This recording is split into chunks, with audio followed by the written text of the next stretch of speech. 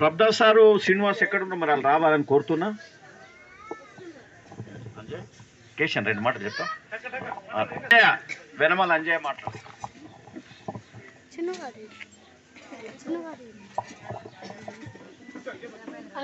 మల్లక్క 10వ రోజు కార్యక్రమానికి వచ్చిన బంధువులకు మరి మన గ్రామస్తులకు అందరికీ నా యొక్క హృదయపూర్వక నమస్కారాలు తెలియజేస్తున్నాను. మరి మల్లక్క గురించి చెప్పాలంటే చాలా టైం అవుతుంది. ఎందుకంటే మల్లక్క ఇల్లు అది, నా ఇల్లు ఇది. ఇక మల్లక్క గురించి ఎంత చెప్పినా కూడా బాధాకరమే. కానీ మా బాధ ఏంటంటే ప్రతి సంవత్సరం మాకు రాఖీ కట్టి ఊరందరికీ రాఖీ కట్టేది మల్లక్క. ఎవరు చనిపోయినా కూడా ఇక్కడ భోజనం చేసేది. ఎందుకంటే ఆమె ఒక్కతే ఆడబిడ్డ. ఇక్కడ ఎవరిని కూడా తమ్ములను కానీ మరదలను కానీ ఏందిరా అని అనలే.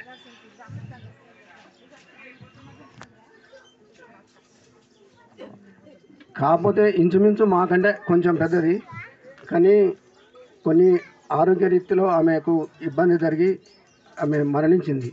కానీ జన్మించిన వాడు మరణించక తప్పదు ఎప్పుడైనా కూడా.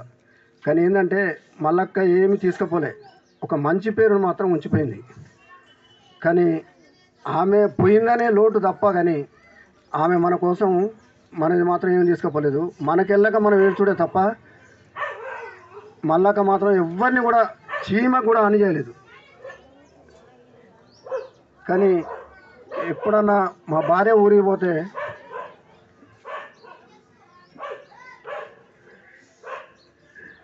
తమ్మి తిన్నావా అనేది, ఏం కూర అనేది.